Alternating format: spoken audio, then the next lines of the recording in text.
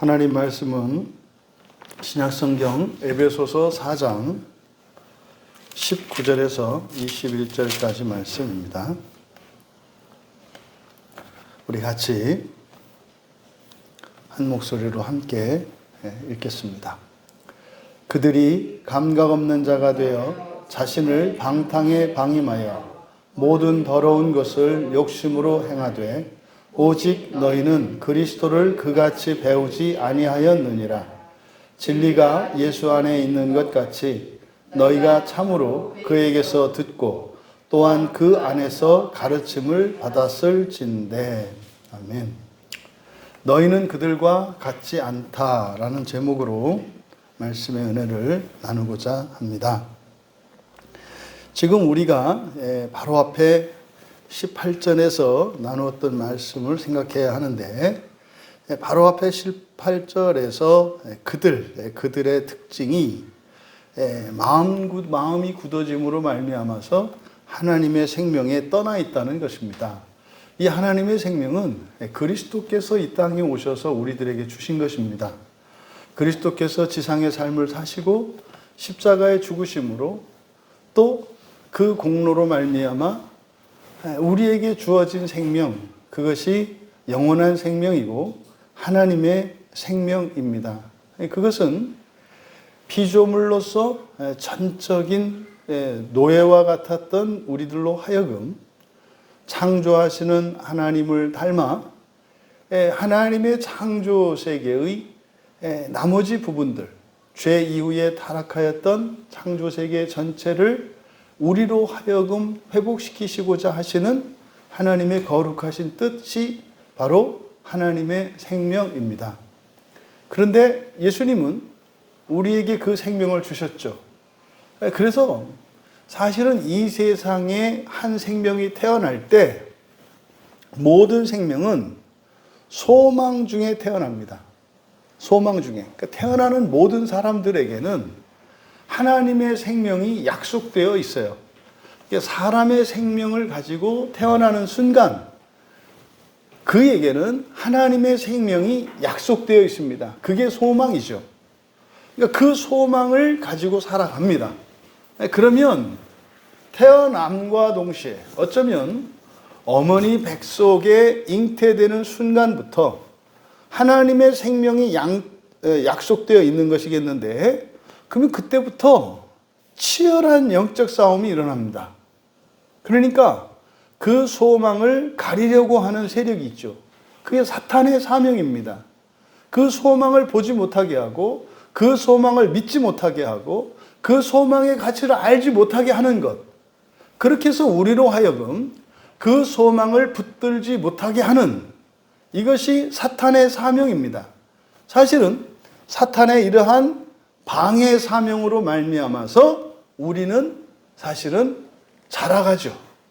마치 어린아이들이 태어나서 이러저러한 질병들을 겪으면서 이렇게 성장해 가는 것과 마찬가지입니다. 그러니까 육체적으로 이야기한다면 한 아이가 엄마 뱃속에 자리를 잡고 출생하기까지 그 임신의 기간 동안 정말 무사히 출생할 수 있도록 어머니들은 정말 그 말로 다 할 수 없는 수고와 그런 노력을 기울이지 않습니까?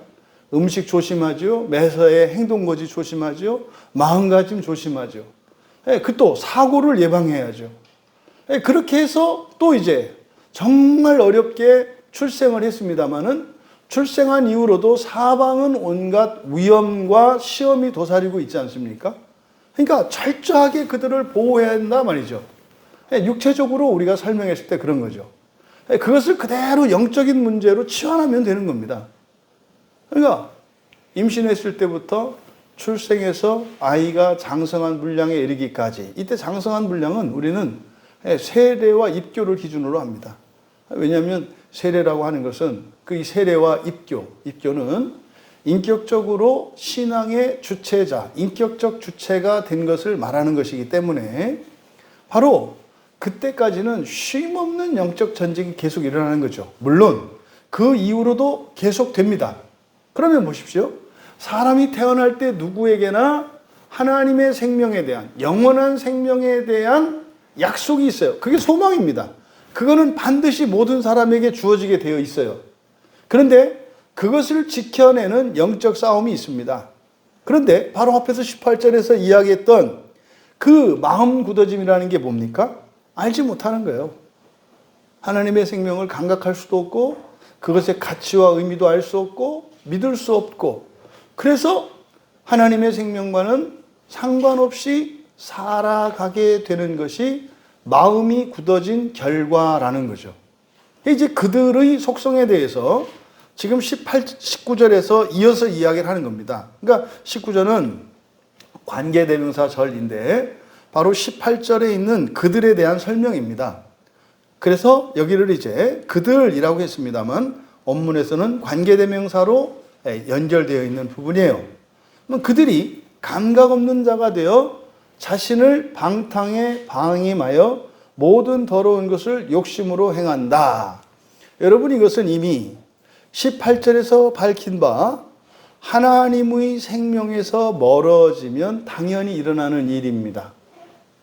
여러분 우리가 하나님 은혜 안에 있지 못하면 그 하나님의 은혜가 떠나버리면 은혜 안에서는 너무나 당연하고 자연스러웠던 이 모든 것들이 사라집니다. 근데 사라지는 정도가 아니라 우리의 추악한 모습들과 비열하고 비참한 그런 우리의 실존들이 드러나게 됩니다. 마치 바닷물이 이제 쑥 빠지고 나면 그 밑에 있는 갯벌이 드러나는 것과 같이 우리의 마음속에 하나님의 은혜가 빠지고 나면 우리의 실존이 어떠한가 하는 것이 낱낱이 드러나게 됩니다.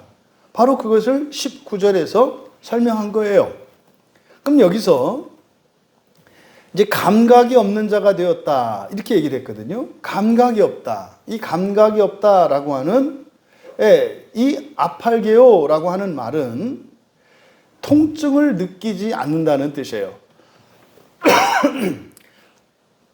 고대로부터 천벌로 여겨지는 질병이 나병이잖아요.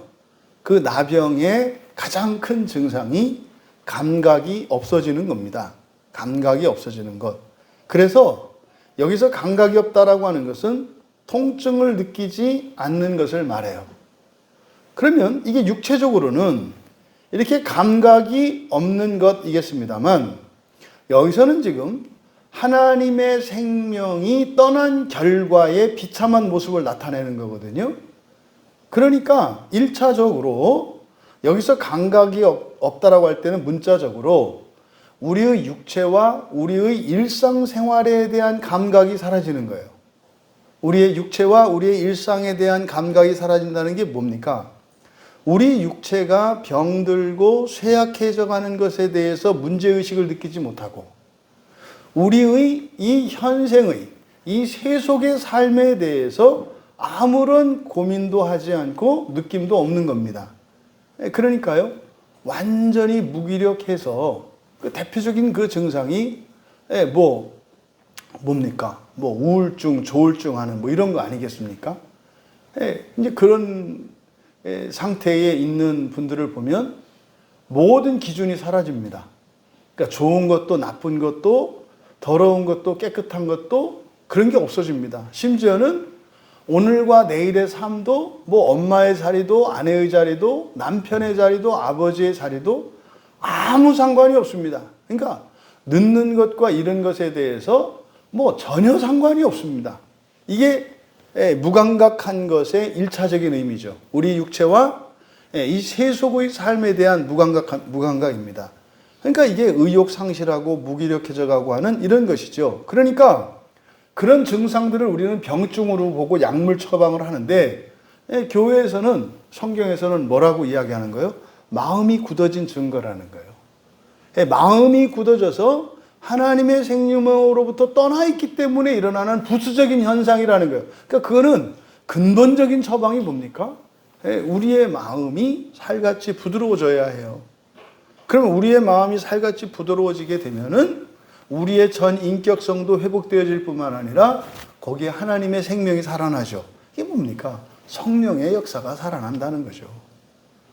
그러면 자기 몸 관리도 하게 되고 자기의 일상생활도 점검하게 되고 자기의 이 세속의 삶에 대한 미래에 대한 계획과 현재의 삶을 더 잘 살아보고자 하는 이런 희망과 소망들이 막 생겨난다 이 말이죠. 이것이 감각이 없다라는 이 단어를 통해서 우리가 얻는 교훈입니다. 그러니까 그들이 감각 없는 자가 되었다. 또 방탕에 방임하여, 방임한다는 것은 내어주다, 파라디돔이 건네주는 거예요. 건네준다는 건 뭡니까? 자기의 주체성과 인격성을 넘겨주는 거예요. 이 파라디도미가 말입니다. 이렇게 악한 천사들, 귀신들에게 우리가 넘겨줄 수 있어요. 귀신 들림 현상이 그런 겁니다. 내가 왜 이러는지 몰라. 여러분 주변에 누군가가 이렇게 오랜만에 만나거나 전화 통화를 하면 집사님 잘 지내? 잘 지내는지 뭔지 모르겠어. 내가 왜 이러는지 모르겠어. 그럼 어떤 상태예요? 넘겨준 상태예요. 자기의 인생을, 자기의 인격성을, 자기의 주체성을 넘겨준 상태입니다. 그러니까 사실은 사는 게 아니라 삶을 당하는 거죠. 그러니까 내 몸을 가지고 다른 게 살아가는 겁니다. 이것이 여기서 방임하다라고 번역한 파라디돔이 넘겨준다라는 뜻이에요. 그런데 어디에 넘겨주었느냐? 방탕에게 넘겨주었대요. 방탕. 그런데 여기서 방탕이라고 번역된 이 단어가 아셀게이아라는 말이거든요. 아셀게이아. 이게 이제 주로 이 아셀게이아는 주로 이제 신약성경, 우리말 성경에 성과 관련되어서 번역되어 있습니다. 이 단어가. 그래서 베드로후서 2장 7절과 18절에서 음란이라고 번역되어 있고 또 베드로후서 2장 2절에서는 호색이라고도 번역되어 있고 또 여기 이 본문에서처럼 방탕이라고도 번역되어 있습니다. 그런데 왜 이 성경, 신약 성경에 있는 아셀게이아를 성과 관련해서 이렇게 번역을 했는가 하면 초대교회 당시의 시대적 배경을 우리가 이해해야 합니다. 초대교회의 그 시대적 배경을 우리가 살펴보면 그때의 종교들은 철저하게 세속적이고 현세적인 그런 종교관을 가지고 있었습니다. 그런데 이런 세속 종교들의 가장 큰 특징이 뭐냐면 성적인 방종이었어요. 그러니까 기독교는 굉장히, 당시 사회에서 기독교 교회가 참 이상하고 낯설었던 것은 모든 신전에 가면 아주 문란한 성행위가 일어납니다. 그것이 제사에 아주 중요한 한 순서로 이렇게 들어가 있다고요. 그런데 이 기독교 교회, 이 기독교에서 이야기하는 그 하나님을 섬기는 이 예배에는 피제사도 없고, 제물을 드리는 피제사도 없고, 거기다가 바로 이런 어떤 성적인 이런 제물을 드리는 이게 없어요. 그러니까 여러분, 지금 우리가 볼 때는 그렇게 하는 게 되게 퇴폐적이고 이상한 것처럼 생각하겠습니다만은 그것이 일반화되었던 사회에서는 이게 어떤 단지 성적인 문제가 아니라 이게 중요한 요소가 결핍되어 있는 거 아닌가? 이렇게 한다 이 말이에요. 사실은 오늘날도 종교개혁이 있고 난 뒤에 500년의 시간이 흘렀습니다만 여전히 그 종교개혁자들이 개혁하려고 했던 그 가톨릭 교회의 잘못된 사람의 전통들, 이거를 없애려고 하는데도 지금도 그게 잘 안 없어지거든요. 그러니까 사실은 우리가 어떤 전제를 가지고 있느냐, 어떤 것에 익숙함이라고 하는 것은 이게 상당히 절대성의 근사값을 가져요. 그러니까 익숙했던 것을 바꾸는 게 굉장히 어려워요. 여러분 보세요. 여러분 개인적으로 습관 바꾸는 게 쉽습니까? 굉장히 어렵잖아요. 아무것도 아니에요. 대단한 일이 아닙니다만 그거를 바꾸는 일이 그게 쉽지가 않다고요. 하물며 이렇게 신을 섬기는 종교 형식에 있어서 그동안 지속되었고 일반적인 관행으로 되었던 것을 금지했을 때 자유로움도 있겠습니다만 거기에는 불안함도 있다 이 말이에요. 그러니까 그때 당시에 초대교회 당시에 이 세속적인 종교적 특성 중에 하나가 성과 관련된 문화가 있어요. 그래서 여기에 있는 아셀게이아라고 하는 이 단어도 여기서는 방탕이라고 번역했습니다만 신약 성경 번역, 우리말 성경에 번역된 이 아셀게이아의 방탕, 이것도 대부분은 무엇과 관련된 것으로 이해해요? 성과 관련된 것으로 이해한다고요. 그러니까 이거는 뭐예요? 이 단어의 뜻이 아니라 그때 당시에 초대교회 당시 성경이 쓰여지던 사도들의 시대 당시에 그것이 문제였기 때문입니다. 우리나라의 기독교가 들어왔을 때 이 아셀게이아, 이 방탕이라고 번역되어 있는 아셀게이아의 가장 대표적인 게 우리나라 경우에 술과 도박이었어요. 우리나라 경우에 술과 도박. 물론 축첩 문화도 있었습니다만 축첩할 수 있는 사람이 몇 안 돼요. 그거는 뭐 이렇게 일반적인 상황이 아니라 그거는 아주 부자들 사이에서만 일어나는 악습 같은 거거든요. 근데 보다 보편적으로 우리 한국, 그때 당시는 조선이었죠. 조선이라는 나라의 아셀게이아, 이 방탕은 바로 도박, 그리고 술이었습니다. 그러니까 이 술과 도박의 문제가 그때 당시 한국 사회는 만연했어요. 그러니까요, 술 못 먹는 남자는 남자 취급을 안 했단 말이에요. 도박을 안 하면 친구를 사귈 수가 없어요. 이게 그때 당시의 문화란 말이에요. 근데 어쭈 김서방이 교회를 딱 가니까 어떻게 해요? 이거 손목을 끊고 왔어요. 예? 작두로. 실제로 우리나라 초대교회 때 그런 일들이 많습니다.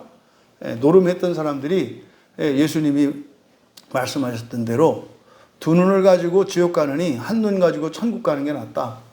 그래서 실제로 작두로 자기 손을 찍는 일들이 교회 안에 있었어요. 왜요? 안 하려고 하는데 계속 가는 거예요. 근데요, 한 손 가지고는 화토를 못 치거든요. 또 아십니까? 그게 또 그 후속 얘기를 아십니까?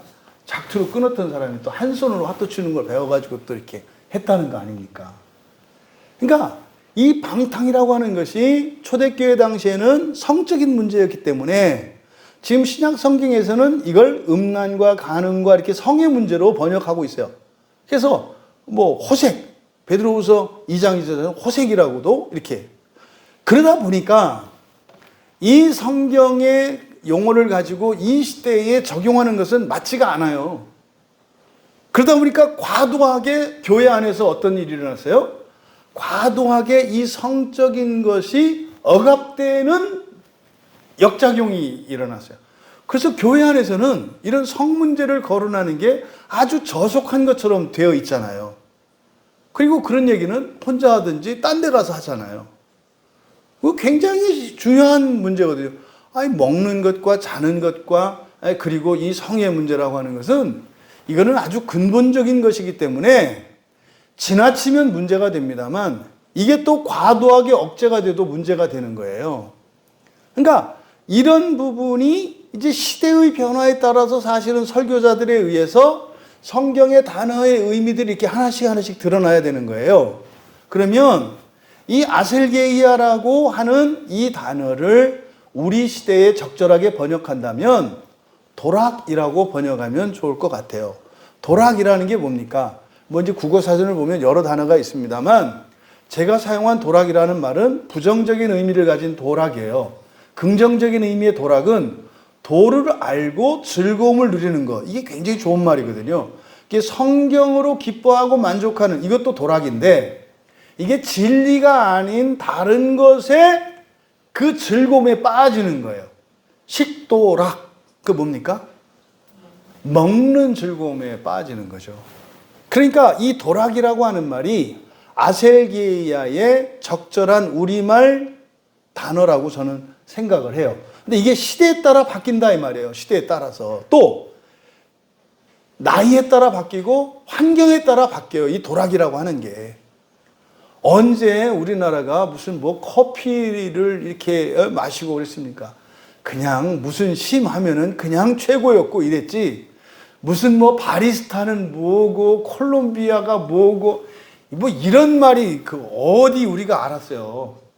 근데요, 이제 부가 증진하고 또 국제 교류가 활발해지면서 이런 것을 그렇게 큰 돈을 들이지 않고도 쉽게 접할 수 있는 이런 시대적 환경 속에서 많은 건 누릴 수 있게 됐잖아요. 그런데요, 도가 지나치면 도락이 된다고요. 그래서 가끔은 자기가 좋아하는 것들을 내가 도락에 빠졌는지, 이걸 요즘 용어로는 중독이라고 하잖아요. 중독이 되게 되면 어떻게 됩니까? 내가 그것을 통제할 수가 없잖아요. 그래서 도락에 빠지게 되면은 결국에는 중독으로 가게 되는데, 그것을 점검해 볼 필요가 있어요. 중간중간에 한번 중단해 보는 겁니다. 이게 사실은 성수주일 안에 이런 의미도 있어요. 아직도 이 세상의 어떤 즐거움을 버리지 못한 사람들, 이런 사람들을 일주일에 하루 정도는 모든 것을 다 끊어버리고 말씀으로 전념해 보는 거죠. 그랬을 때 도락에 빠진 게 무엇인지 발견이 된단 말이에요. 그러니까 이 시대의 도락은 그때 당시의 도락과 같지 않습니다. 그러니까 어쨌든 요지는 뭡니까? 자신들을 도락에 넘겨주었다. 이게 뭡니까? 재미와 즐거움 지상주의다 이 말이에요. 재미를 위해서 살아가는 인생, 이런 겁니다. 근데요, 이 재미라는 게 여러 가지가 있다고요. 종교적인 재미도 있고요. 그것도 세속적인 겁니다. 또 지적인 재미도 있고요. 또 도덕적인 재미도 있고요. 여러 가지, 전부 이 해 아래에 있는, 이 세상에 있는 모든 것들이 우리에게 즐거움을 줘요. 그러니까 그 즐거움에 자신을 넘겨주는 것. 여러분, 자신을 도락에 넘겨줬다는 게 여러분들에게는 어떤 의미로 와닿으세요? 나를 도락에 넘겨주었다. 여러분, 나는 이 세상이 아니라 하나님 나라에 가서 창조할 때 그 재미를 위해서 살아가는 사람들이에요. 여러분들이 누려야 될 재미는 천사들을 쫙 누리면서 폼나고요. 천사들을 통해서 하늘에 있는 별들을 완벽한 창조 세계로 만드는, 그래서 변화되어져 가는 첫째 날, 둘째 날, 셋째 날 이렇게 변화되어져 가는 거기에서 여러분들이 즐거움을 찾아야 된다고요. 이 도락은 뭡니까? 하늘 아래 세상의 것에 즐거움에 빠지는 거예요. 그러니까 여러분들이 그들이 가지고 있는 이 속성이라고 하는 것이 우리에게도 있다. 우리에게도 있다. 그러면 지금 19절의 상반절 방임하여까지 여기를 그대로 직역하면 그들은 이미 무감각한 자들이 되었기 때문에 자신들을 도락에 넘겨주었다. 이렇게 되는 겁니다. 그래서 앞서 말씀드린 것처럼 무감각이라고 하는 것은 육체적이고 현세적인 무감각이 있겠고, 보다 근본적으로는 하나님 나라와 하나님 생명에 대한 무감각인 거죠. 그러니까 이미 그렇게 무감각하게 되었기 때문에 이게 뭡니까? 마음이 굳어진 걸 말하는 거예요. 마음이 굳어졌기 때문에 그걸 느끼지를 못해요. 그래서 그랬기 때문에 어떻다? 그러면은요, 그냥 그때그때의 즐거움만이 인생의 의미가 돼요. 요즘 아이들이죠. 여러분, 저는 좀 그랬으면 좋겠어요. 여러분들이 오며 가며 뭐 이렇게 아이들을 만나거나 뭐 조심을 하셔야 되겠습니다만은 자꾸 꿈을 물어보는 거예요. 아이들한테 물어보고 어른들한테도 물어보는 거예요. 왜? 다 마음이 굳어져서요. 감각이 없거든요. 그러니까 대부분의 사람들이 사실은 왜 사는지 몰라요. 왜 사는지 몰라요. 그러니까 근데 이런 것을 자꾸 질문을 던져짐으로써 사실은 우리의 마음이 감각을 회복해 가잖아요. 왜? 그건 진리니까. 특히 자녀된 이들에게 여러분들이 수시로 질문을 좀 해봤으면 좋겠어요. 아이고야, 우리 애기 이쁘기도 하다. 이 다음에 너는 그 뭐가 되고 싶으니? 이게 중요하단 말이에요. 왜요? 대부분 그런 생각을 안 해요. 대부분. 근데 아십니까? 어느 사회든지 상류층 사회에서 자녀를 교육시킬 때 1번이 뭐냐면 꿈을 갖게 하는 거예요. 근데 꿈을 강요하죠. 넌 이거 되기로 했으니까 여기에 맞춰서 살아. 이렇게 하잖아요. 그래서 정작 그렇게 되었을 때는 이제 완전히 정신이 나가서 그 직업을 갖고는 있는데 진짜로 방탕한 삶을 살아가게 되죠. 하지만 이 시대는 어떻다? 꿈이 없는 시대예요. 어른아이 할 것 없이. 그냥 그날 그 한날 즐거움에 족하고 말이죠. 자기가 에피쿠로스인가? 그것도 아니잖아요. 철학도 안 하는데 괜히 그러는 거잖아요. 그것도 세상적인 재미라고 하는 것도 아주 초보적인 그런 거 아닙니까? 그래서 어쨌든 지금 그들, 바로 하나님의 생명이 떠난 자들, 그들은 이렇게 무감각한 자들이 되었기 때문에 돌아게 넘겨주었다. 우리는 하나님의 형상으로 지음을 받은 자들로서 완전한 신적 존재가 되기 위해서 인생을 살고 있어요. 그런데 그런 나를 누구한테? 세상 재미에게 넘겨줬다 이 말이에요. 그러니까 내일 모레 시험인 녀석이 하루 종일 오락실에 가서 살고 있다 이 말이에요. 그러니까 애들이 오락실에 가서 그러고 있는 애들이 누구 따라 하는 거예요? 대개는 엄마 아빠 따라서 하는 거예요. 대개. 이걸 지금 상반절에서 얘기한 거예요. 그 다음에 모든 더러운 것을 욕심으로 행하되 이렇게 되어 있습니다. 여기서 먼저 더러운 것, 카타르시아죠. 카타르시아. 카타르시아, 부정, 그러니까 깨끗한 것이지 않습니까? 부정접도 아가 붙었으니까 부정한 거예요. 부정한 것. 이것을 더럽다라고 번역을 했는데 깨끗하지 않은 거예요. 여러분, 더러운 것과 깨끗한 것의 중간이 있잖아요. 더러운 것과 깨끗한 것의 중간이 우리들이 입고 있는 옷이거든요. 여기 깨끗한 것과 깨끗한 것은 빨아서 빨았을 때의 상태가 깨끗한 상태 아니에요. 근데 오물이 묻기 전까지의 상태, 이게 깨끗하지는 않지만 더럽지도 않은 중간 상태잖아요. 그래서 여기서 더럽다 그러면 안 돼요. 여기서 카타르시아라고 하는 것은 뭡니까? 딱 깨끗하게 빨아서 지금 내놓은 상태, 입기 전의 상태, 이 카타르시아거든요, 이게. 그래서 부정한 것이죠, 부정한 것. 더러운 게 아니라 깨끗하지 않은 거예요. 한 번이라도 입으면 이거는 카타르시아가 되는 거예요. 얼룩이 묻지 않아도. 근데 더럽다라고 하면은 우리 더럽지 않거든요. 좀 심각하게 더러운 사람 없거든요. 이거는 그게 아니에요. 훨씬 더 엄격한 개념이다 이 말이에요. 그러면 모든 더러운 것 됐을 때 이 더러운 것, 부정한 것인데 이 부정, 정결의 기준은 어딜까요? 이건 하나님 나라예요. 하나님 나라 기준입니다. 그러니까 하나님 나라에 들어갈 수 없는 상태를 말하는 거죠.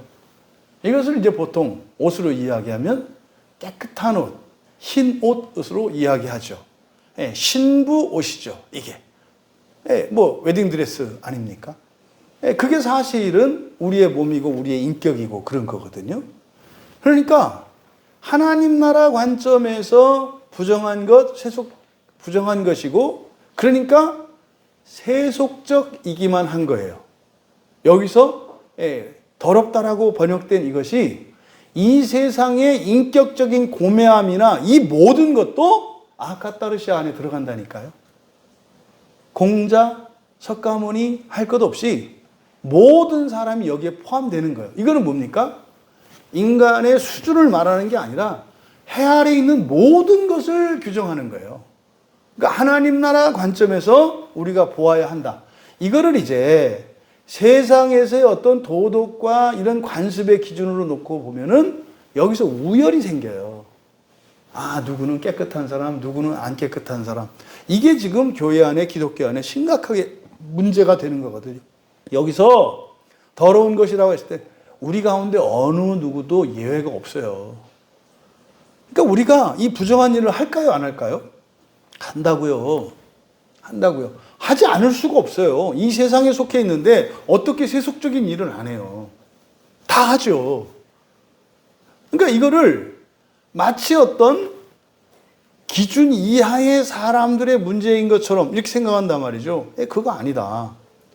그래서 세속적인 것을 여기서는 더러운 것이라고 한 거예요. 근데 말입니다. 그거를 하는 게 문제가 아니에요. 여러분, 우리가 밥 먹고 화장실 가고 다 그래야 되지 않아요? 때 되면 목욕하고 그래야 되잖아요. 그거 안 하는 사람이 어디 있어요? 해야 된다고요. 그런데 거기 밑줄을 치세요. 욕심으로가 중요한 거예요. 욕심으로. 그러니까 이런 더러운 것을 행하는 게 문제인 것이 아니라 이거는 어쩔 수 없어요. 근데요, 욕심으로 행하는 것이 포인트예요. 이 욕심이라고 번역된 프레오넥시아라는 이 말은 더 많이 가지려는 욕구예요. 더 많이 가지려는 거. 여러분, 이 세상 자원은요, 기준이 있어요, 기준. 이 세상 자원을 대하는 우리들이 가져야 할 성경적 기준. 이 세상에 있는 것, 세속적인 것들은 우리가 가지는 기준이 뭡니까? 필요해요, 필요. 필요한 만큼 가지는 거예요, 필요한 만큼. 그래서 초대교회 때 우리들이 그렇게 로망으로 생각하는 초대교회 때 사람들이 재산을 내어놓고 썼다라고 했을 때 그때 원칙이 뭡니까? 주인, 소유주에 따라서 쓰는 게 아니라 필요에 따라 쓴단 말이에요. 필요에 따라서. 근데 이걸 이제 과도하게 적용해서 이거를 이제 정치체제로 그리고 이런 국가 정치경제 제도로 만들었던 거에 이게 사회주의 그리고 공산주의란 말이에요. 성경은 그렇게 얘기하지 않아요. 사유재산을 인정한다니까요. 그러면요, 교회는 어떤 것입니까? 그냥 교인들 모두의 재산을 하나로 합쳐서 거기서 똑같이 나눠 쓰는 게 아니에요. 제가 옛날에 존경했던 어떤 목사님이 정말 우리나라 막 그 목사님들과 정말 경건한 그리스도인들이 어마어마하게 몰려들었어요. 그 목사님께. 그래서 진짜 우리나라에서 아주 경건한 신자들이 수천 명, 수만 명이 몰려들었어요. 그 목사님에게. 나중에는 이제 이 목사님이 거의 무슨 뭐 이제 신적 존재가 돼가지고, 그래서 이제 성경의 경제 공동체를 이루어가는데, 그래서 이제 그 모인 사람들 중에서 제자 공동체를 만들었어요. 그건 제자 공동체 안에 들어오고 싶은 사람만 들어와라. 그래서 제자 공동체에 들어가려면 전 재산을 팔아서 교회에 헌금하고 들어가야 돼요. 근데 그거는 자발적인 거예요, 전적으로. 강요하거나 뭐 이렇게 막 설득하지 않아요. 그리고 원한다고 들어가는 것도 아니에요. 왜냐하면 그 사람의 신앙과 인격과 그 가족의 신앙생활이나 모든 것을 다 확인하고 공동체 안에 들어왔을 때 이질감 가지지 않을 수 있는 사람이라야. 그러니까 굉장히 엄격한 그 기준, 심사 기준을 넘어서야 들어갈 수 있었다고요. 그러니까 그때 그 공동체에 들어가고 싶은 사람이 줄을 섰는데요, 떨어져가지고 못 들어가는 사람들이 되게 많았어요. 그래서 여기서 한 번에 그 공동체를 만드셔서 이 목사님이 그 일대 빌라 몇 채를 여러 개 이제 하나씩 매입을 하면서 거기에 들어와서 사는 거예요, 그 빌라에. 그래서 가구 수에 따라서 그 가족 숫자에 따라서 집 평수 결정하고, 또 그 사람의 이제 나이, 그 다음에 직업, 또 이런 거에 따라서 자동차도 결정을 하고, 그래서 알림 세간살이도 이렇게 해가지고 그런 공동생활을 했어요. 처음에 뭐 되는 것 같았죠. 목사님들도 목회 내려놓고 거기 공동체에 들어갔던 분들이 많아요. 정말 괜찮은 목사님들. 진짜 괜찮은 목사님들. 그리고 괜찮은 신자들. 이랬던 분들이 막 몰려가지고요, 그렇게 했어요.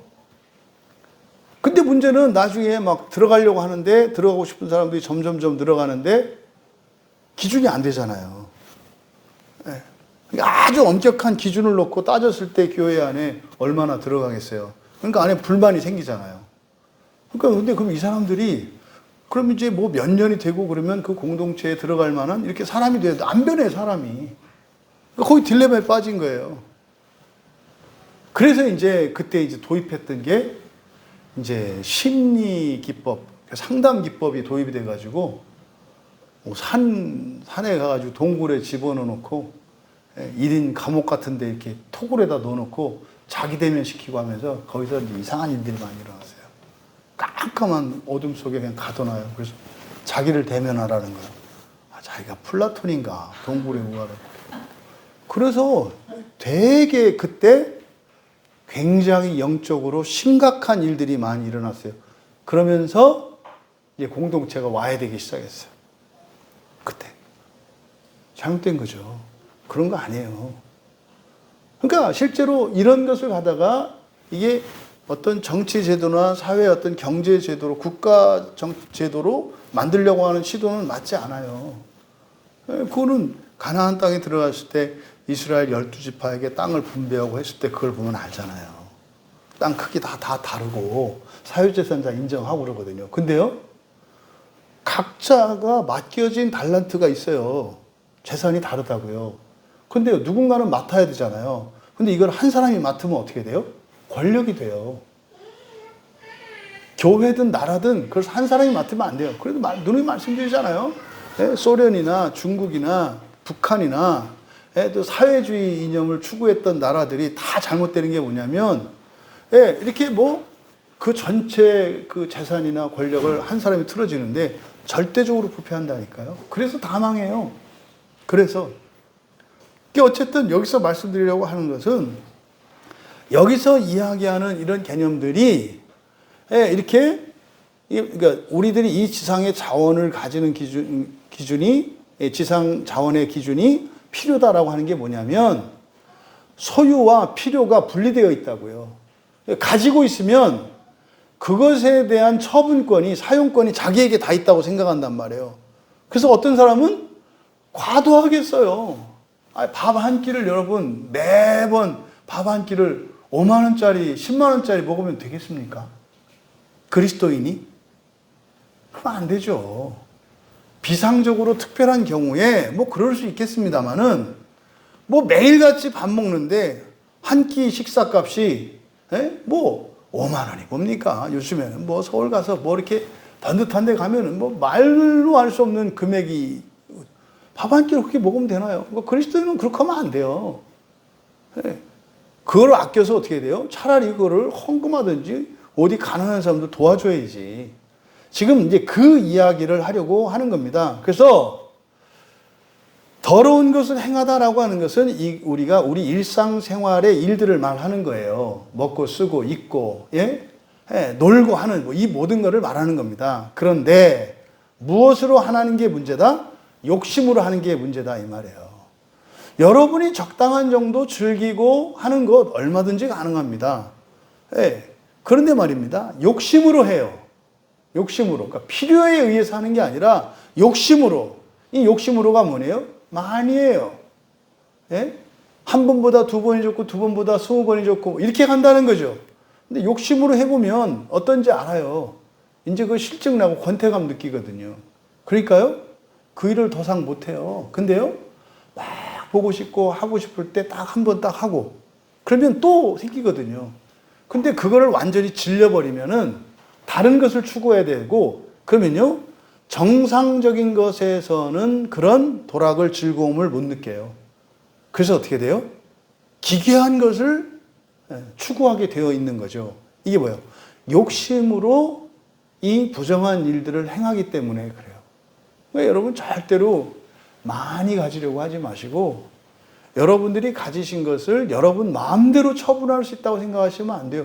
맡겨놓으신 거라니까요. 달란트 비유 나오잖아요. 여러분에게 주신 그 재산과 건강과 힘의 일정 부분에 사명이 있어요, 여러분. 그 중에 여러분 마음대로 처분하시고 이렇게 하실 게 있습니다. 얼마든지 즐겁고 자유롭게 쓰실 수 있습니다만 일정 부분은 분명히 사명과 관련된 부분이 있다고요. 그것이 없어지는 거예요. 뭐 때문에? 욕심으로 행하되. 그래서 바로 하나님의 생명에서 떠난 자들이 그저 많이 가지려고 해요. 그러니까 여러분 멈출 줄 알아야 돼요. 멈출 줄 알아야 돼요. 집도 그냥 마냥 넓혀가. 좀 정착하고 이렇게 해야지. 또 차도 마냥 넓혀가. 마냥 키워가. 이런 걸 말하는 거예요.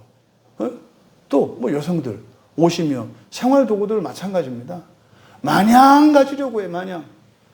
이게 지금 욕심으로 행한데, 그러니까 지금 그들의 속성으로서 욕심을 가지고 사랑하는 겁니다. 그럼 욕심은요, 특히 부모들이 빠지긴, 그 학부모들이 빠지기 쉬운 게 뭡니까? 아이들 성적이죠. 아이들 성적을 가지고 하는 거. 이게 욕심으로 행하는 거예요. 그러니까 이런 것들, 이게 바로 뭐다?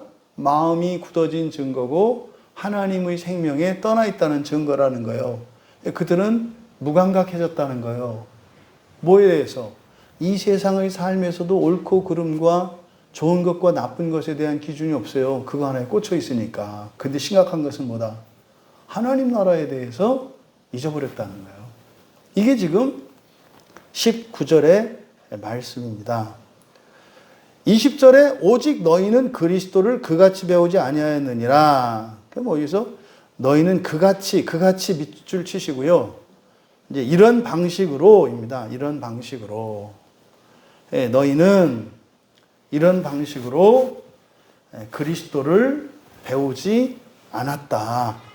그러니까요, 욕심으로 욕심대로 하는 것이 아니라 성경에서 뭐라고 합니까? 주라 그러잖아요. 필요한 자들에게 나누어 주라고 하잖아요. 필요한 자들에게. 심한 경우에는 제사장의 직분에 심각한 해를 당할 정도로 이렇게 정결유례를 깨트릴지라도 길거리에 쓰러져 있는 자를 도와주라고 그러잖아요. 심지어 자기의 전 재산을 팔아서 주라고 그러잖아요. 그러니까요, 전 재산 팔아서 주라는 게 재산을 가지지 말라는 뜻이 아니에요. 이게 이제 오늘날 한국 교회에서 목회자들 사이에 이게 이제 부작용이 이 부분이거든요. 옛날에는 목사들은 가난해야 정상이라고 하는 통념이 있었어요. 가난한 게 정상이다. 그래서 뭐 집이 있다, 좋은 차 탄다, 또 좋은 옷을 입는다. 그러면 아주 세속적인 목사 뭐 이런 게 있었죠. 그런데 이제 허락되는 사람들이 딱 하나 있잖아요. 부흥사들이잖아요. 부흥사들은 세속적인 목사라고 해놓고 또 이렇게 교회에서 이렇게 맨날 부르네. 그럼 그 사람들은 좋은 차 타고 좋은 옷 입고 좋은 신발, 명품 시계 뭐 이런 걸 해도 되는 것 같이 말이죠. 여러분, 그러니까 오늘날 지금 대형교회 목사님들이 은퇴하면서 일어나는 게 지금 은퇴비 때문에 좀 심각하거든요. 아니, 목사님이 그 은퇴하는데 왜 몇십억을 요구해요? 그 뭐 하려고? 그 몇십억을 왜 요구해요? 그 집을 왜 그 큰 둘이 사는데 왜 그 큰 집을 요구해요? 말도 안 되는 거잖아요. 왜요? 이게 거지근성 때문에 그래요. 옛날에 하도 춥고 배고프게 살아가지고 거지들은 어떻게 한다 했어요? 그냥 냅다 어떻게 막 깨운다 그랬잖아요. 그런데 사실은 그렇게 할 수 있는 형편의 교회들이 많지 않거든요. 거의 90% 이상은 90%가 뭡니까? 거의 95% 이상은 그러니까 목사님들로 봤을 때 이제 정년을 하시고 은퇴하실 때 95%는 정상적인 은퇴 과정을 밟지 못해요. 그러니까 지금 우리나라 심각한 게 지금 목사님들 사역 그만두시고 나서 목사님 사모님이 길거리 우리나라 폐지 죽기의 달인들 중에 목회자 가정이 많아요. 기가 막힌 얘기인가요? 그 교인들 창피하지 않나? 자기 교회 그 목사님 사모님이 길거리에서 그거 쓰레기통 뒤지고 있으면 그 자존심 상하지 않나? 난 집사람은 그럴 것 같은데. 근데 뭐 제가 목사가 됐으니 이런 얘기 해봐야 소용도 없지. 그거 되게 창피한 거예요. 근데 그런 일이 비일비재하거든요. 그러니까 말도 안 되는 일들이 제가 이 교회 안에 들어와 보니까 말도 안 되는 일들이 일어나요. 말도 안 되는 일이. 왜 그래요? 이 재물에 대한 기본적인 이해가 잘못되어 있어서 그래요. 저는 우리 교회 교인들이 부자 되기를 바란다 그랬잖아요. 부자 되기를 바란다는 게 다른 거 아니잖아요. 많은 돈을 하나님이 맡기셔도 괜찮은 교인들이 되길 바란다는 거예요. 네, 자기가 많은 것을 소유하고 있지만 뭡니까? 주변에 필요한 자들이 있으면 즉각 곡간을 열어 나눠주는 거죠. 이럴 수 있는 사람들이 되기를 바란다는 거예요. 그럼 사실 하나님이 지금 그런 사람들을 찾고 있거든요. 지금 보세요. 예? 뭐 어떤 나라에서는 뭐 쓰레기가 1년에 뭐 10조, 20조 이렇게 된다는데 어떤 나라에서는 뭐 지금도 한 끼에 20원, 30원으로 그것도 못 먹어서 영양실조 걸리는 이 어마어마한 이 지역과 나라와 민족 사이의 차별이 있잖아요. 그거를 좀 우리 교회 집사님들이 좀 덜었으면 좋겠다는 그런 마음인 거죠. 너희는 이런 방식으로 그리스도를 배우지 않았다. 이건 뭡니까? 많이, 그러니까 열심히 일해서 부자가 되세요. 복을 구하세요. 하지만 나의 욕심을 위한 것이 아니라 뭐예요? 필요한 사람들을 돕기 위한 것. 너희들은 이렇게 배웠다는 거예요. 세상 사람들은요. 한편으로는 아이고 뭘 그렇게 많이 가지려고 그래. 대충 살다가 가면 그만이지. 그래서 자기의 삶을 열심히 살지도 않고 노력하지도 않고 대충 비를 붙어서 먹고 살아가려고 하는 그런 사람들이 있는가 하면 이게 그들의 방식이에요. 또 한 방식으로는 죽으라고 열심히 하는데 이기적이고 탐욕적으로 살아가는 너희들은 아니죠. 그렇죠? 열심히 노력하고 공부하고 또 하나님께 은혜를 구하고 그래서 많이 소유하는 목적이 뭐예요? 능력이 없고 그리고 특별한 어려움을 만나서 필요가 있는데 없는 사람들을 도와주기 위해서 그게 뭡니까? 예수님께서 오병이어 기적을 일으키셨을 때 그것을 나눠줄 수 있는 자들을 자랑하는 거 아니에요? 예수님의 사도들이 하는 건 뭡니까? 나눠주는 거잖아요. 바로 그거죠. 바로 이것을 20절에서 이렇게 말씀한 거예요. 그러나 너희는 이런 방식으로 그리스도를 배우지 않았다. 근데 지금 이 말씀을 주고 있는 그들의 속성이 누구에게 나타나고 있어요? 에베소 교회 교인들에게 나타나고 있다고요. 오늘날 한국 교회를 보세요. 더 많이. 그거잖아요. 이게 욕심을 따라 행한다 이 말이에요. 왜 사람들을 그렇게 교회 안에 많이 두려고 그럴까요? 좀 심각한 문제예요. 심각한 문제라고요. 교인들이 죽어라고 사람들을 데려오지 않으면 안 되는 상황이에요. 왜냐하면 맥시멈 최대치로 사람을 잡아놓고 거기에 예산을 딱 세워가지고 그 예산에 맞춰서 하려니까 뭐 주당 헌금이 해서 한 달에 헌금이 얼마 이상 들어와야 되고 그러려면 사람이 빠지면 안 되고 그러니까 어떻게 돼요? 빠져나가는 만큼 반드시 채워야 돼요.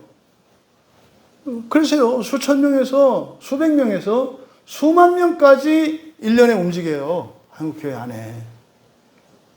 근데요 그렇게 안 할 수가 없어요. 왜? 은행이 주인이거든요. 우리나라 교회의 주인은 은행이에요. 은행. 그 은행에다 갖다가 다 재물을 드려야 되니까 그렇게 해가지고 교인들 막 헌혈해야 되고 피 빼야 되고 막 이렇게 해서 기가 막힌 현실이에요. 여러분. 기가 막힌 현실이에요.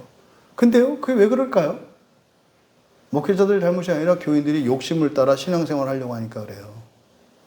욕심을 따라 더 넓은 예배당, 더 좋은 무엇, 더 좋은 이렇게 가니까 이게 이때 당시에 에베소 교회와 오늘날 우리의 교회에 무슨 차이점이 있습니까? 이 말씀은 오늘날 우리들에게 주는 것 같은 뼈 때리는 말씀이에요. 그들이라니까 남 얘기겠지만 이게 지금 우리 얘기란 말이죠. 21절에 진리가 예수 안에 있는 것 같이 너희가 참으로 그에게서 듣고 또한 권해서 가르침을 받았을진데 그래서 어쩌라고. 문장도 안 끝났잖아요. 21절은 마침표가 딱 찍혀있는 문장이에요.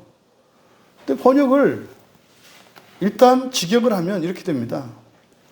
만일 너희가 실제로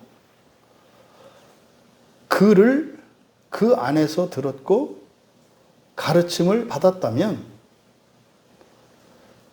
마찬가지로 그것은 그 예수 안에 있는 진리이다. 이게 이제 직역한 거예요. 그럼 지금 여기서 우리말 성경에는 진리가 예수 안에 있는 것 같이라고 번역되어 있잖아요. 진리가 예수 안에 있는 것 같이. 그게 아니라 마찬가지로 그것은 그 예수 안에 있는 진리다. 이렇게 돼요. 마찬가지로 그것은 그 예수 안에 있는 진리다. 이게 문장 뒤에 가는 거예요. 그게 뭐예요? 뭡니까? 그 안에서 그를 듣고 가르침 받은 거예요. 그러니까 우리가 듣고 가르침 받은 것, 그게 뭐다? 예수 안에 있는 진리와 똑같다. 그럼 여러분 보세요. 예수님이 우리에게 가르쳐 준 것과 가르쳐 주신 것과 우리가 가르침을 받은 그게 똑같을까요? 바꿔보십시오. 제가 오늘 여기서 설교를 했을 때 설교를 한 제가 전하려고 하는 그것과 여러분 각자가 듣고 기억하고 감동받은 그게 똑같은 걸까요? 절대 그럴 수 없어요. 절대 그럴 수 없다고요. 아니 저도 여기 있는 거를 다 전하지 못하는데 여러분들이 어떻게 그걸 다 알아요? 근데 지금 그걸 말하는 겁니다. 왜? 우리가 늘 불안함이 있잖아요. 내가 제대로 알고 있나? 똑바로 알고 있나? 이게 온전히 알고 있나? 이런 거 있지 않아요? 바로 그것에 대해서 21절에서는 뭐라고 말씀하냐면 마찬가지로 그것은 그 예수 안에 있는 진리다 이렇게 말씀한 거예요. 그러니까 설교를 한 저나 듣는 여러분이나 설교를 한 제가 가지고 있는 그것과 들은 여러분들이 가지고 있는 그것은 실제로 양쪽으로나 정확성이나 여기서 차이가 있겠지만 여기서 뭐라고 말씀하는 거예요? 진리다라고 말씀한다니까요. 이게 굉장한 위로가 되는 거예요. 저 같은 설교자는 어떻게 될까요? 제가 이거를 지금 본문 해석을 해서 이거를 여러분들에게 설교한다고 그래서 완벽하고 이게 뭐 영원한 그런 어떤 진리이고 이렇겠습니까? 또 몇 년 지나면 제가 못 봤던 걸 또 보게 될 거예요. 그럼 저 같은 설교자들에게는 늘 두려움과 불안함이 있어요. 내가 이렇게 전하는 게 온전한가? 그리고요, 어차피 저는 저의 믿음과 제가 체험한 하나님과 그리고 제가 가지고 있는 여러 가지 경험들, 거기다가 저의 지성의 어떤 기능과 수준에 따라서 밖에 볼 수 없어요. 성경을. 그러면요, 그게 진리 맞나? 두려움이 있다니까요. 사실은 그래서 제가 원문주의를 하기 시작한 게 그것 때문이었거든요. 담임 목사가 되었을 때 그 부담감이 너무 컸어요. 이거를 지금 그냥 우리말 성경을 가지고 이렇게 해서 그냥 전하면 되나? 지금 이 말씀은 된다고 얘기를 하는 거예요. 그렇게 해도 된다. 그것도 진리다라고 얘기하는 거예요. 진리가 진리되는 이유는 성령으로 말미암기 때문에 그런 거예요. 성령으로 말미암기 때문에. 그러함에도 불구하고 이렇게 가르쳐지고 선포되어지는 그 진리가 성경 진리에 더 부합하고 근접하고 정밀할수록 그 영향력이 커요. 그래서 저희 같은 목사들은 어쨌든 길을 쓰고 이 성경에서 얻어내야 되는 거예요. 왜? 그 차이가 너무 크니까. 진리는 진리지만 그 이야기를 하는 거죠.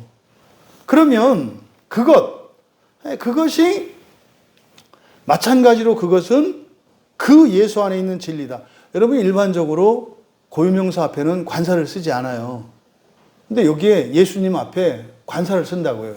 그 예수라고. 그 예수 안에 있는 진리. 그러면 그것이 뭐냐?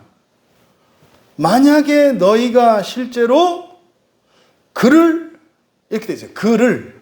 그럼 여기서 그를 들었다 그랬으니까 뭐겠습니까? 그의 말이겠죠. 그의 말씀이겠죠. 그러니까 우리가 이제 뭐 영어에서도 그런 표현을 하죠. 무슨 소리 들렸는데 무슨 소리 못 들었어? 이랬을 때 그냥 목적격을 쓸 수 있다고요. 아빠가 오신 것 같은데 아빠 소리 안 들었어? 그때 아빠 소리라고 하지 않고 그냥 아빠를 그런다고요. 응? 아빠를 들었어? 이렇게 말하거든요. 그러니까 여기서는 그를 들었다 할 때는 뭐겠어요? 그의 말씀, 그의 가르침이겠죠. 그러니까 듣는 것, 우리들이 해야 될 일은 듣는 거예요. 듣는 것. 그 다음에 가르침을 받는 거예요. 듣는 것은 능동이에요. 듣는 것은. 그러면 들으려면 어떻게 하셔야 돼요? 교회 나오시든지 최소한 파일을 열어서 여러분들이 들으셔야 듣죠. 듣는 것은 능동행위예요. 근데 조심할 것은 배운다고 하지 않고요.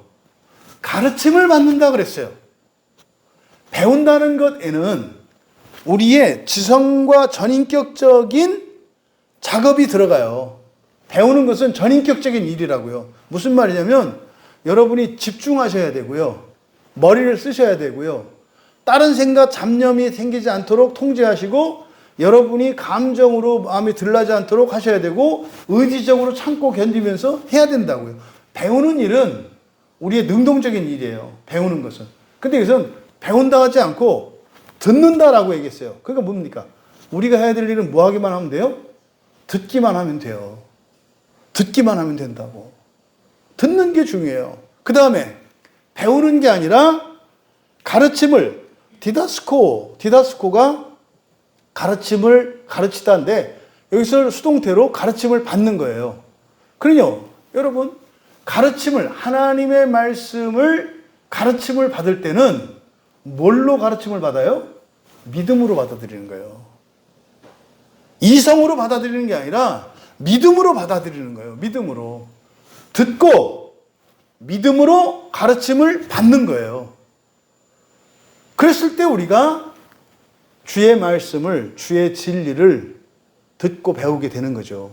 그래서 배운다고 하지 않고 이렇게 듣는 것이 우리가 해야 될 일이고 또 하나 우리가 믿는 것이, 믿음으로 받아들이는 것이 우리가 해야 될 일임을 가르쳐 주세요. 이건 뭐겠습니까? 우리의 인격성과 또 수동성이 이 능동과 수동을 통해서 우리의 인격성과 하나님의 주권이 동시에 일어나야 되는 일인 것을 강조하는 거예요. 근데 사실은 이 수동성을 강조한 것은 하나님의 절대 주권과 믿음을 강조하는 거예요. 듣는 것은 우리가 해야 될 일이가 누구나 들을 수 있잖아요. 듣는 건 다 할 수 있어요. 예? 그 매물도 김용훈 성도님 어머님 간증이 놀랍잖아요. 이야, 목사님 말씀이 다 맞는 말씀이라고 어떡하냐고. 성경책 보니까 이렇게 두꺼운데 나 저거 언제 다 배우냐. 어떻게 이러는 거예요? 듣고 가르침을 받으니까 그렇게 되는 거예요. 듣고 가르침을 받으니까. 이거 마귀가 하는 일이 뭐겠어요? 못 듣게 하고 배우려고 하게 만드는 거죠. 가르침을 받는 게 아니라 배우게 만드는 거죠. 그럼 배우게 만들려면 어떻게 되겠어요? 이거는 내가 배울 필요가 있는지 없는지 내가 결정할 거고, 그리고 그것이 배울 건지 아닌 건지를 내가 또 결정하는 거잖아요. 아, 저거는 뭐 내 전공하고는 상관이 없네. 뭐 이렇게 가르침을 받는 것은 뭡니까? 우리에게 선택권이 없어요. 그냥 믿음으로 다 받아들여야 되는 거죠. 이걸 지금 말씀한 거예요. 그래서 만약 너희가 실제로 그의 말씀을, 그러니까 말씀을은 이제 의역한 거죠. 그를이라고 되어 있습니다만 그의 말씀을 그 안에서 들었고 이렇게 되는 거예요. 그 안에서 들었고 가르침을 받았다면, 그러면 이거는요, 다분히 이때 초대교회 당시는 어떤 뉘앙스가 있냐면 그 안에서 그 말을 들었고 가르침을 받았다라고 할 때는 사도들의 활동을 나타내는 거예요. 사도들은 예수님이 보내신 제자들이 있잖아요. 그러니까 사도들의 말을 듣고 사도들로부터 우리가 가르침을 받습니다만 그건 사도들의 무엇이 아니죠. 예수님 말씀이잖아요. 그래서 사도들이 선포하는 그것을 예수님 말씀으로 받아들이는 거예요. 이게 그 안에서라는 말이에요. 여러분들이 목사의 설교가 아니라 주님의 말씀으로 받아들여요. 이걸 그 안에서라고 한 거예요. 근데 이것은 자의적이거나 주관적인 말씀이 아니잖아요. 이때 당시에는 사도라고 하는 것은 그리스도께서 권위를 준 사람들이기 때문에 사도들의 말씀은 곧 주님의 말씀이었어요. 그러면 저희 오늘날 목사들에게는 사도적 권세가 없어요. 저희들에게 있는 건 뭐겠어요? 뭐 교단의 권세가 있나요? 그건 아니고요. 성경이에요. 이게 종교개혁 우리 선배들이 가르쳐 준 거예요. 성경으로 말을 하면 성경 안에서 그의 말씀을 듣고 가르침을 받는다면 뭐예요? 그대로 받아들이는 거잖아요. 또 성경 말씀을 듣는 거잖아요. 그러면 마찬가지로 그것이 그리스도 안에 있는, 그 예수 안에 있는 진리다 이 말이에요. 제 말이 진리라는 게 아니라 전제가 필요하죠. 성경을 전한다면이에요. 저에게 조금 부족함이 있고 또 이 번역 성경에 좀 부족함이 있다 하더라도 그 성경으로, 그 성경에서 예수님의 말씀 진리잖아요. 그것을 여러분들이 듣고 가르침을 믿음으로 받는다면 여러분 각자 가지고 있는 진리의 크기와 모양과 양은 다를 수 있어요. 그런데 그게 뭐다? 진리다. 그러니까요, 이 교회가 낫다, 저 교회가 낫다, 이렇게 할 게 아니다, 이 말이에요. 그러니까 여기서 우리들이 알 수 있는 거잖아요. 그러니까 어느 교회가 더 좋고 나쁘고 그런 게 아니에요. 핵심은 뭡니까? 성경이에요. 성경이에요. 그러면요, 성경이 빠지면 어떻게 되는가요? 다 와해가 돼요. 그러면요, 석가모니 가라사대나 공자님 가라사대나 예수님 가라사대나 다르지 않아요. 여러분, 우리가 여기서 그 예수 안에 있는 진리라고 했을 때 이 진리는 절대적 진리고요. 이것은 시험을 받지 않고 부활하여 하나님의 나라에 들어갈 수 있는 절대적이고 완전하고 유일한 진리를 말하는 거예요. 그래서 그 예수 안에 있는 진리. 여러분, 일반 계시 안에도 진리가 있다고요. 여러분들이 불경을 안 봐서 그렇지 아마 우리 교인들은요, 여러분들이 불경을 보든 이 동양의 고전을 읽든 서양의 고전을 읽든 여러분들은, 최소한 우리 교회 교인들은 다 읽어내실 수 있어요. 한번 여러분들이 사지는 말고 언제 한번 시간 날 때 도서관에 가셔서 이 동양의 사서상경도 보시고 서양에 있는 플라톤과 이 소크라테스, 아리스토텔레스 하는 이런 철학책들을 그냥 한번 봐보세요. 그거 못 읽습니다, 일반인들. 무슨 말인지 못 알아들어요. 읽으면 도대체 무슨 말인지 몰라서 몇 줄 읽고 내려가면 무슨 말 읽었는지 몰라요. 왜? 못 알아들으니까. 근데 여러분, 최소한 우리 광야교회 교인들은 지성이 열려서 저는 다 이해할 수 있을 거로 봐요. 불경을 보든 뭘 보든, 그러니까 여러분들이 지금 얼마나 똑똑해 있는지를 몰라요. 여러분들 얼마나 그걸 좀 누리셨으면 좋겠어요. 여러분, 그러지 않아요? 뭡니까? 대중가요의 가사나 또 드라마의 어떤 대화나 대사나 이런 데서 은혜 받지 않아요? 근데 여러분 은혜 받았다고 얘기하면 옆에 사람들이 저 교회 다니는 것들은 뭐 이렇게 해요. 못 알아들어요. 그것과 그게 거기서 이렇게 연결된다는 것을 못 알아들어요. 그럼 여러분들이 불경을 딱 읽으면 성경 얘기라는 걸 알게 돼요. 말씀드렸죠? 구약 성경이나 불경이나 사서삼경이나 철학서적이나 심지어는 자연과학 책이나 일반 계시를 드러낸다는 점에서는 공통적이에요. 그러니까 불경에다가 또 뭐 오해할 수도 있겠는데, 불경에다가 신약성경을 붙이면 불경이 뭐로 바뀌어요? 하나님 말씀으로 바뀌어요. 진짜로 그래요, 진짜로. 어떤 것도 예수님 말씀 신약성경을 딱 붙이면요, 그게 성경이 된다니까요. 근데 우리가 구약성경을 특별히 우리가 취급하는 건 뭐라고요?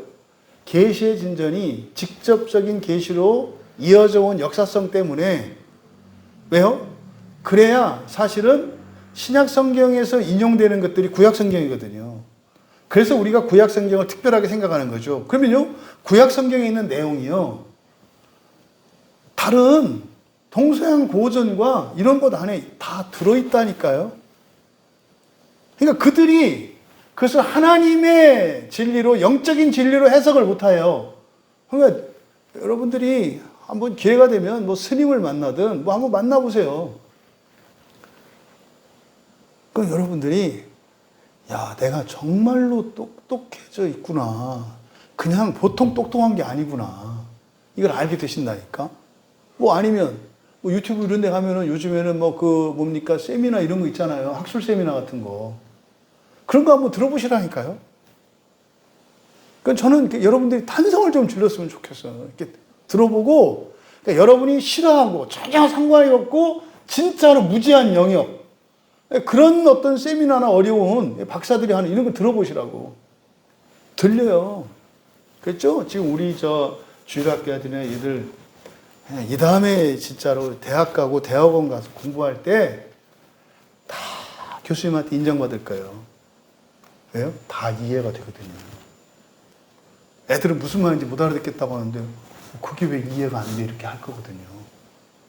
그런 거예요, 그런 거. 그러니까 여러분 성경 안에서 성경으로 한다면 상관없다 이 말이에요. 그렇죠? 오늘날 교회 안에 지금 심각하게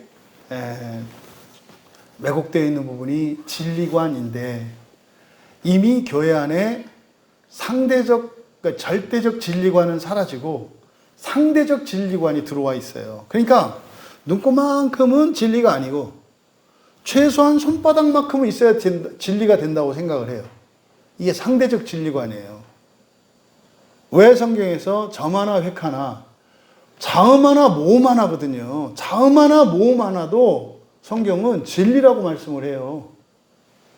여러 구절이 아니라 자음 하나 모음 하나에도 거기에 하나님이 진리를 감춰놓았다고 얘기하신다니까요. 그러니까 여러분들이 그냥 어느 성경의 한 구절을 보고 이렇게 발견했을 때 그걸 진리로 받아들이셔도 돼요. 그러니까 그게 사실이 되려면 이거는 그 미국에서 학문하는 방식이에요.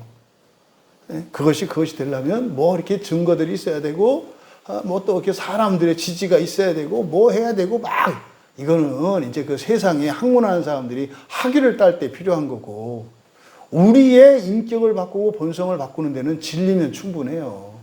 여러분들이 뭐 대학 교수 할 것도 아니고. 그러니까 지금 이 말씀은 엄청난 위로를 주는 말씀이고 놀라운 말씀이에요. 그러니까 전하는 자나 듣는 자나 진리가 어때요? 같대요. 그러니까 소망이가 듣는 진리나 우리가 듣는 진리나 뭐래요? 같대요. 그러니까 똑같이 일어난다 이 말이에요. 이 진리의 역사가 이 말씀을 하는 거죠. 여러분, 너희는 그들과 같지 않다. 이 제목이 이 설교 제목이 주는 첫 번째 교훈은 우리는 세속에 매여 있지 않다는 거예요. 우리는 세속에 매여 있지 않다고요. 그렇다 그래서 세속을 경시하지 않아요.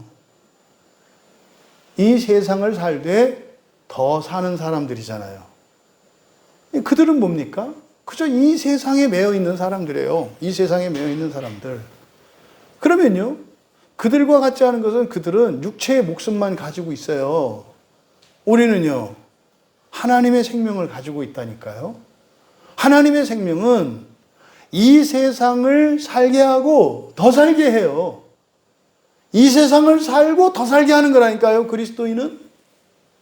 근데요, 이 세상을 사는데 목숨으로 살아가려면 개인의 능력에 따라서 차별이 있어요. 환경에 따라서, 때에 따라서, 조건에 따라서 차별이 있어요. 근데요, 하나님의 생명으로 살아가는 사람들은 조건과 환경과 때와 상관없이 개인의 자질이나 이것과 상관없이 차별 없이 똑같은 역사가 일어나요. 이게 생명으로 살아가는 거죠. 이게 그들과 같지 않은, 그들은 목숨으로 살아가고 우리는 하나님의 생명으로 살아간다는 점에서 같지 않아요. 결국 우리의 완성은 어디에 있습니까? 하나님 나라와 부활에 있어요. 잊지 마셔야 돼요. 여러분들이 이 세상에서 아무리 성공하고 존경을 받으며 살아도 부활에 기여하지 않는 삶을 살았다면 망한 거예요. 여러분이 이 세상을 살아가는 동안 많이 불행했고 많이 힘들었고 많이 외로웠을지라도 그것으로 인하여 여러분들이 부활의 시간을 앞당겼다면 아주 잘 산 거예요. 그들과 같지 않아요. 정반대예요. 정반대. 예수님의 삶을 보세요. 저 같은 목사가 예수님이 가진 지혜와 인격과 권능을 가지고 있다고 칩시다. 어떻게 할 것 같아요? 그러면요, 이 교회도 하네요. 분명히. 제가 예수님 닮지 못해서 그나마 이렇게 또 교회를 하는 거예요. 예수님 닮았으면 어떻게 해요? 그냥 노방전도 하시고 남의 교회 끼웃끼웃 가서 혹시 이번 주 수요일 저 좀 설교 시켜주실래요? 이러고 다니는 거예요. 제가 이제 그만큼 안 되니까 우리 집사님들 앞에서 이렇게 이제 하는 거지. 근데 보라고요, 지금 이 땅의 목회자들과 그리스도인들이 추구하는 게 어떤 것인가? 세속적입니까? 천상적입니까? 우리가 이거를 쉽게 말할 수가 없어요. 하지만 이런 극단적인 질문은 사실은 우리의 위치를 파악하기 위한 것이고, 실제적인 질문은 뭡니까? 우리가 그 중간 어디에 있거든요. 최소한 중간은 가자. 응? 중간 아래는 내려가지 말자. 이게 뭡니까? 우리의 인생과 운명을 바꾸며 새로운 삶을 살아가는 은혜의 삶이잖아요. 우리는 그들과 같지 않아요. 여러분들은 어쨌든 광야교회에 있는 동안은 교회를 세우는 사명 안에 있어요. 이 세상 교회가 교회를 세우는 사명을 다 가지고 있지는 않아요. 어떤 교회는 그냥 떠나가지 않도록, 떨어지지 않도록 이렇게 붙들어 두는 사명을 가진 교회들이 더 많죠. 그러니까 이런 교회들은 보통 사람들이 좋아하는 교회예요. 외형적으로 또 여러 가지 어떤 시설과 이런 것들을 잘 갖추어져 있어서 그냥 뭐 이렇게 고난의 결단 같은 거 하지 않고 마음 기경 같은 거 하지 않고 그냥 뭐 젠틀하게 우아하게 이렇게 신앙생활을 할 수 있는 교회, 이런 교회들은 사실은 마지노 교회죠. 뭐 더 정확하게는 사실은 부활을 위해서 힘내어 살아갈 수 있게 하지 못하는 교회라고 저는 생각을 해요. 그건 단지 교회의 규모나 외형에 있지 않아요. 끊임없는 회개가 일어나지 않고 있다면 그것은 그냥 현상 유지를 위한 교회인데, 현상 유지라는 건 없어요.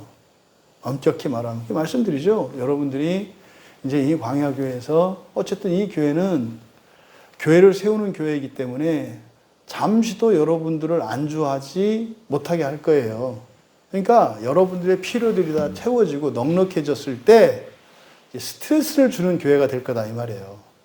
아, 이제 조금 좀 이렇게 걱정 안 하고 좀 살만한데, 이렇게 지겨울 정도로 이렇게 끊임없이 이렇게 채근하시냐? 그럴 거예요. 그러면 그때는 사실은 문제가 다 해결됐잖아요. 그러면 그 사명 안에 함께하지 못하는 분들은 견디기 힘들어요, 이 교회가. 그러면은요, 또 뭐 얼마든지 다른 신앙생활 할 수 있는 거거든요. 뭐 괜찮죠. 다 해결이 됐으니까. 하지만 우리 광야교회는 교회를 세우는 사명이 있는 교회예요. 그건 여러분들에게 강요하거나 그런 것이 아니라 안내를 드리는 거예요. 안내를 드리는 거. 근데 바라기는 정말 끊임없이 교회를 세우는 그 사명의 그 영광 안에 즐거움과 기쁨을 누릴 수 있는 분들이 좀 많아졌으면 좋겠어요. 그렇게 하면 정말 그 교회를 세우는 일이 첫째가 우리 교인들 한 사람 한 사람 세우는 겁니다만, 가정도 세우는 것이고, 그때 우리 광야교회뿐만 아니라 이 땅에 있는 교회들을 헌신하고 섬기는 그런 거 아니겠습니까? 그래서 사실은 우리 교회와 같은 사명을 가진 교회들이 분명히 곳곳에 있을 걸로 믿어요. 이거는 뭐 크고 작은 문제가 아니에요. 하지만 이 사명은 쉽게 사람들이 가지고자 하지 않는 사명이다. 이게 뭡니까? 예수님 당시에 예수님의 사도가 되고 제자가 되는 사명이거든요. 굳이 제자가 되지 않고도 병고침 받고 은혜를 입으면서 살아갈 수 있잖아요. 하지만 우리 광야교회는 좁은 의미에서 또 다른 일반 그리스도인들과 같지 않다. 어떤 점에서? 말씀을 세우고 교회를 세우는 사명이라는 점에서 같지 않다. 물론 모든 교회가 이렇게 말할 수 있어요. 여러분은 그들과 같지 않습니다. 여러분은 다른 교회와 같지 않습니다. 왜냐하면 우리 교회는 다른 교회가 가지지 않은 이러한 아주 독특한 특별한 사명을 갖고 있기 때문입니다. 라고 하는 그런 고백이 모든 교회 안에서 다 있었으면 좋겠어요. 손은 손으로서, 발은 발로서, 머리는 머리로서. 그래서 우리나라에 있는 이 교회가 완전한 주님의 몸의 지체의 그 어떤 결함도 없이 또 결핍도 없이 온전한 몸을 이룰 수 있었으면 좋겠어요. 그런데 그 지체의 그 몫을 감당하지 않는, 다시 말해 사명이 없는 굳은 살과 같은 교회는 없기를 바라는 마음이죠. 여러분이 어쨌든 광야교회에 있는 이상 성경 안에서 우리가 성경 말씀을 추구하고 살아간다면 우리 마음 굳지 않을 거고요. 그러면 세속에만 매이는 일은 없을 거고요. 또 세속의 일에 우리들이 결핍이나 이런 거 없을 거다. 그것을 채워주시는 하나님의 은혜를 경험할 것이고 개인적으로, 가정적으로, 교회 공동체적으로 그 일이 있을 것이다. 그래서 이 안에 영적인 선순환들이 계속 일어날 수 있었으면 좋겠습니다. 그래서 섬김을 받던 이들이 섬길 수 있는 자가 되고, 뭐 이런 얘기는 여러분 많이 듣던 얘기잖아요. 근데 중요한 것은 섬길 수 있는 자가 돼야 돼요. 근데 저는 이제 그렇게 된 분들이, 여러분들이 지금 이 자리에 계신 여러분들은 다 그렇게 된 분이라고 저는 판단을 해요. 그 섬김은 하나님의 은혜와 은사로 하는 거예요. 여러분의 것으로가 아니라. 은사로 하는 것이기 때문에 절대 여러분의 공로일 수는 없어요. 하지만 하나님은 그것을 여러분의 공로로 인정하시고 상을 주세요. 하나님이 주시는 거예요. 하나님이. 사람에게서 받으려고 하지 마시고.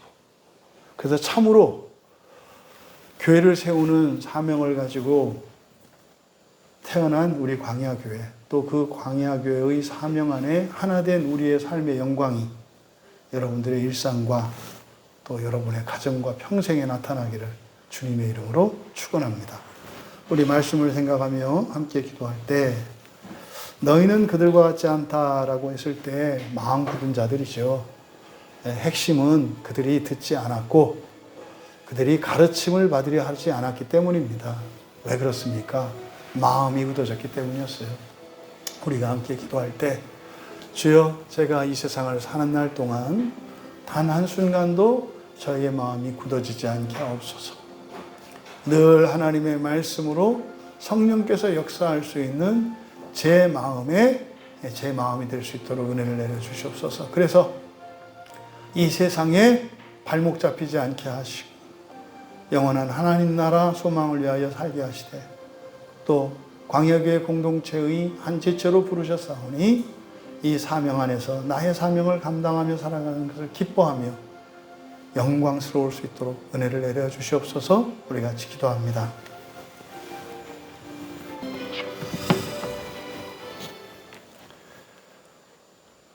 살아계신 하나님, 저희들이 그들과 같지 않다고 말씀하신 그 말씀이 주님의 말씀인 줄 믿습니다.